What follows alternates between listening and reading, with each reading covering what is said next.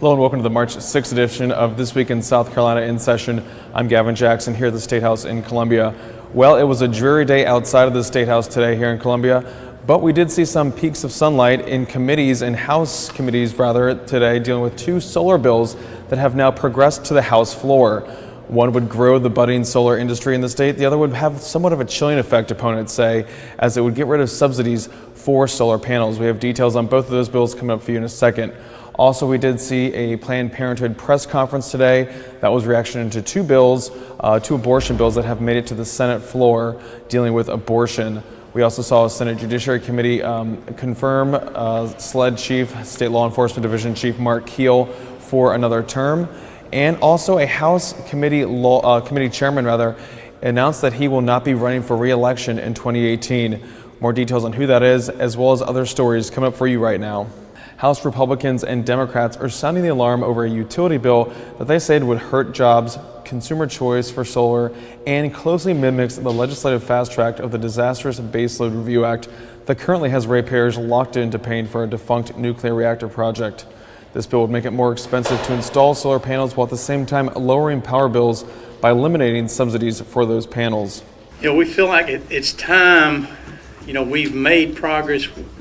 Act 236 has done what we intended to do to jumpstart it. It was never the intent for it to continue the subsidy on those customers. So what you have before you today is an amendment to House Bill 5045. If you want to go through that, we'll kind of talk about some of the pieces there. The bill has zoomed through the committee process, drawing the ire of some House Republicans and outside groups.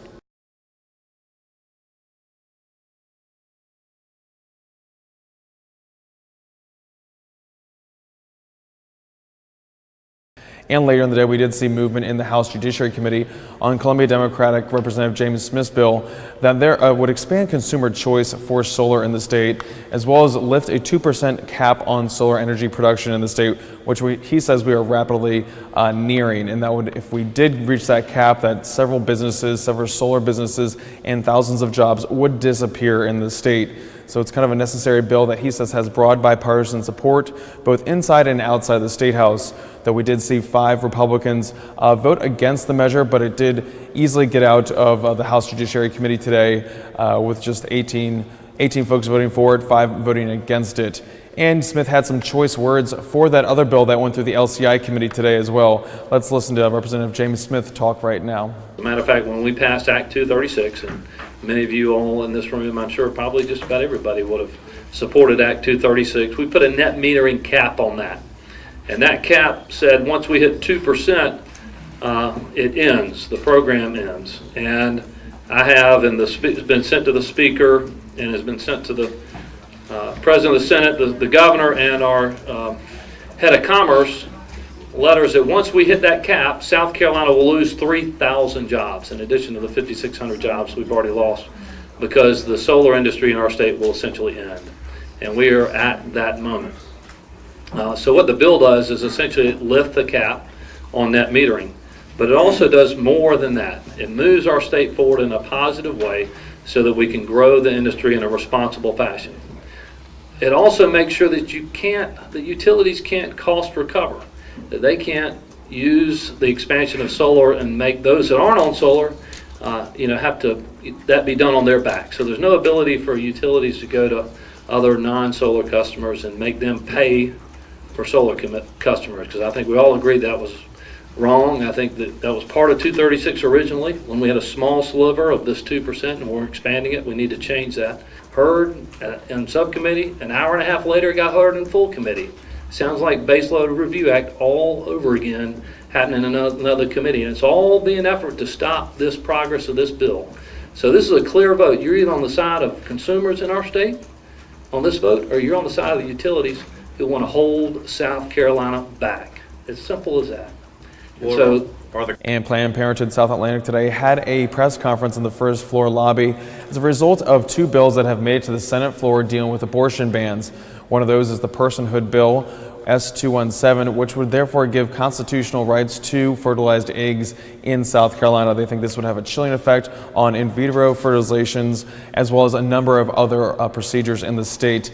The other one is a dismemberment abortion ban bill that has cleared the House and is now made it to the Senate floor. Now that bill would outlaw a rarely used procedure, but one that is used in high-risk pregnancies in the state. So we got some feedback from the executive director of the Planned Parenthood South Atlantic, as well as a doctor that they had at the press conference. Let's listen to both of them now. We are here today to draw attention not only for legislators, but for people across the state to realize what is happening in this building regarding women's health care. We have two bills pending in the Senate right now, both of which are considered extreme by most people. The one bill is personhood, which gives legal and constitutional rights to a fertilized egg. A doctor here will explain why that's not medically accurate nor scientific. And then the other bill is a method ban, which would ban the most common and one of the safest methods of abortion in the second trimester. There's a doctor here who will explain why banning these methods are critical to their health care. We should not go down the slippery slope of telling doctors how to perform medicine. As you know, the personhood bills seek to use fertilization as the time that defines one as a person.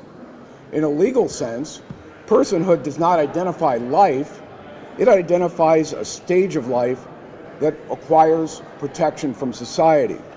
This has already been defined by the Supreme Court as the time that a fetus is capable of surviving independently outside the mother's womb. This bill would end our ability to perform in vitro fertilization, thus ending the dreams of thousands of couples of having a family. And as we head out today, we got word that House Judiciary Committee Chairman Greg Delaney, a Republican from Chester, will not be seeking re-election this year. Delaney was first elected in 1991 and became chairman of the powerful Judiciary Committee in 2012. Roughly half of the bills in the House are sent to the Judiciary Committee. It's unclear who will replace Delaney, but Charleston Republican Peter McCoy is seen as an early favorite. He was picked to co-chair the House Utility Ratepayer Protection Committee to deal with the VC summer debacle. Well, we didn't see much action today in the House because there was a joint assembly, and when we heard from the National Director of the American Legion today, lawmakers adjourned after that meeting, and they had several meetings in the afternoon.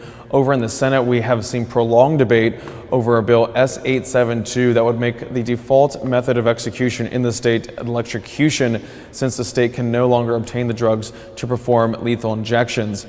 That debate has been ongoing, is still going on right now. There's a lot of amendments being talked about, a lot of back and forth between folks, but law enforcement officials in South Carolina have said that this bill is necessary to move along death penalty cases in South Carolina's death row. Everybody knows the issue that we face in this state, and that we do not have the drugs available to us to carry out executions by lethal injection. So right now, if a person is sentenced to die by a jury in South Carolina, they get the choice to either be put to death by electrocution in the electric chair or by lethal administration of lethal drugs.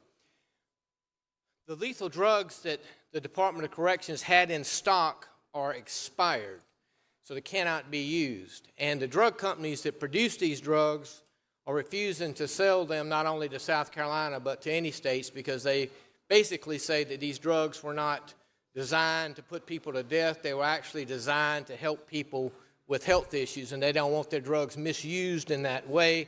And so they've taken the position that they are refusing to sell us those drugs. So right now we have, of the 40-something people on death row, we've already got over 10 that have had their time for election come, and they've elected to be put to death by lethal injection.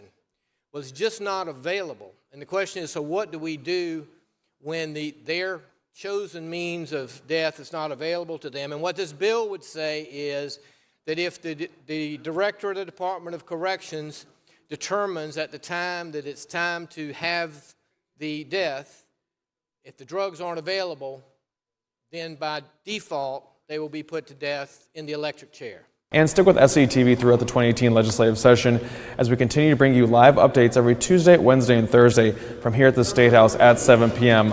on SCTV's Facebook page, our YouTube page, and my Twitter account.